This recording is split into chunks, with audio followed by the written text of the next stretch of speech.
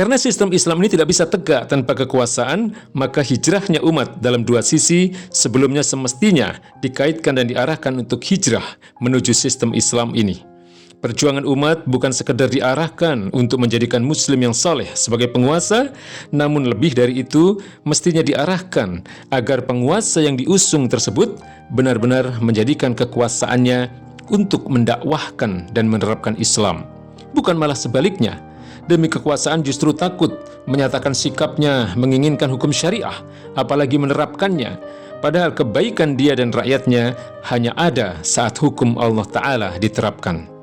Apakah hukum jahiliyah yang mereka kehendaki, dan hukum siapakah yang lebih baik daripada hukum Allah bagi orang-orang yang yakin? Quran Surat Al-Ma'idah ayat 50.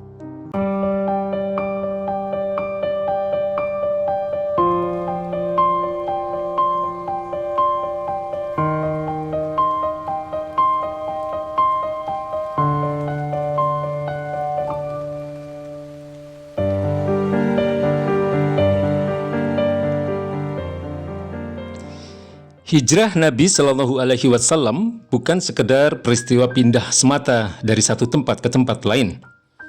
Ada nilai politik besar di balik peristiwa itu, dan peristiwa ini menjadi tonggak perubahan dunia yang dampaknya masih terasa hingga saat ini.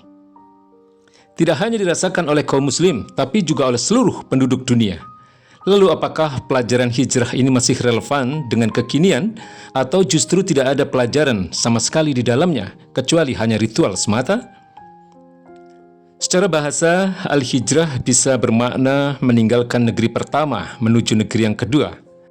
Hijrah juga bisa bermakna meninggalkan keburukan, sebagaimana dalam hadis, dan al-muhajir atau orang yang berhijrah adalah orang yang meninggalkan apa saja yang telah Allah larang. Hadis riwayat Bukhari. Hijrah dalam makna ini wajib dilakukan baik sebelum hijrahnya Nabi Shallallahu Alaihi Wasallam ke Madinah maupun setelahnya. Adapun menurut istilah, menurut Ar-Raghib Al-Asfahani, hijrah berarti keluar dari Darul Kufr, yakni wilayah yang tidak menerapkan hukum-hukum Islam, menuju Darul Iman, yakni wilayah yang menerapkan seluruh hukum Islam. Pengertian ini semakna dengan apa yang dinyatakan oleh Imam Al-Jurjani dan Imam Al-Qurtubi yang menyatakan hijrah adalah keluar atau berpindah dari negara yang diperangi atau negara kufur ke negara Islam. Hijrah tetaplah relevan hingga hari kiamat. Yang terputus hanyalah hijrah dari Mekah ke Madinah pasca Mekah ditaklukkan dan menjadi Darul Islam. Dalam situasi sekarang, hijrah dalam makna berpindah tempat bisa dilakukan dengan berpindah dari suatu tempat yang kita khawatirkan menggoyahkan keimanan kita, sementara kita tidak sanggup berupaya mengubahnya menuju tempat yang dipenuhi suasana keimanan. Berpindah dari atau tempat kerja yang dipenuhi maksiat menuju atau tempat kerja yang lebih aman dari kemaksiatan. Lebih luas lagi, berpindah dari RT, desa, bahkan negara yang dikhawatirkan menggoyahkan keimanan kita menuju RT, desa, atau negara yang lebih kondusif untuk menjalankan ketaatan. Adapun hijrah dalam makna meninggalkan keburukan dapat diimplementasikan dengan meninggalkan pekerjaan yang haram, beralih ke pekerjaan yang halal, meninggalkan keadaan yang bisa membuat kita melanggar aturan Allah, menuju keadaan yang mempermudah kita mendekatkan diri kepada Allah Subhanahu wa Ta'ala. Meninggalkan keyakinan-keyakinan dan pikiran-pikiran yang keliru, perasaan atau syuur yang tidak islami, dan perbuatan-perbuatan yang tercela sembari mengokohkan keimanan, menyelaraskan pikiran dan perasaan dengan apa yang diridhai Allah, serta menghiasi diri dengan perilaku dan akhlak yang terpuji.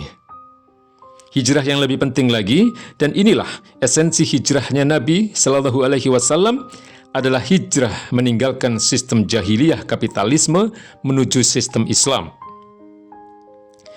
Karena sistem Islam ini tidak bisa tegak tanpa kekuasaan, maka hijrahnya umat dalam dua sisi sebelumnya semestinya dikaitkan dan diarahkan untuk hijrah menuju sistem Islam ini. Perjuangan umat bukan sekedar diarahkan untuk menjadikan muslim yang saleh sebagai penguasa, namun lebih dari itu mestinya diarahkan agar penguasa yang diusung tersebut benar-benar menjadikan kekuasaannya untuk mendakwahkan dan menerapkan Islam. Bukan malah sebaliknya, demi kekuasaan justru takut menyatakan sikapnya menginginkan hukum syariah, apalagi menerapkannya, padahal kebaikan dia dan rakyatnya hanya ada saat hukum Allah Ta'ala diterapkan. Apakah hukum jahiliyah yang mereka kehendaki, dan hukum siapakah yang lebih baik daripada hukum Allah bagi orang-orang yang yakin? Quran Surat Al-Ma'idah ayat 50. Dari semua implementasi hijrah di atas, hijrah dengan mengkaji thaqafah Islam secara intensif, komprehensif, dan mendalam, serta mendidik umat dengannya adalah satu hal yang sangat penting. Tanpa hal tersebut, hijrah sangat berpotensi melahirkan jenis kemaksiatan baru yang seolah-olah sudah islami.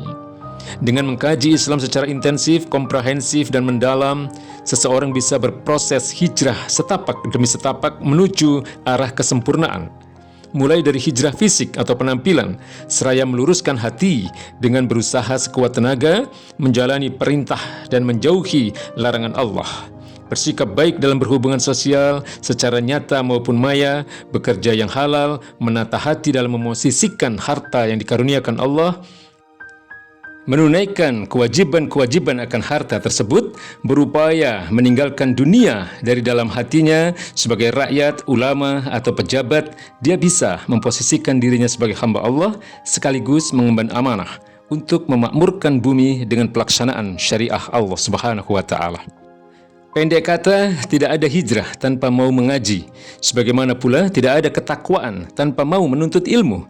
Lebih dari itu, hijrah itu adalah berpindah atau berubah ke arah yang lebih baik. Baik perubahan itu dari sisi tempat, sistem, maupun perilaku. Di sisi lain, kondisi terbaik seseorang dapat dilihat saat ujung kehidupannya. Apakah mati dalam kondisi buruk atau su'ul khatimah, atau dalam kondisi baik, husnul khatimah. Sementara kata Imam Ibnu Hajar Al-Haytami dalam Syarah Mishkah, rajin belajar agama adalah tanda kelak akan memperoleh husnul khotimah. Karena itu jika kita masih malas mengaji atau mau mengaji namun pilih-pilih menu kajian sesuai selera saja, kajian yang membahas solusi problem umat malah kita alergi, atau kita sudah mengaji secara intensif dan komprehensif namun tidak kita barengi dengan amal yang sepadan, maka patut ditanyakan, pantaskah kita disebut berhijrah? Wallahu a'lam bishawab.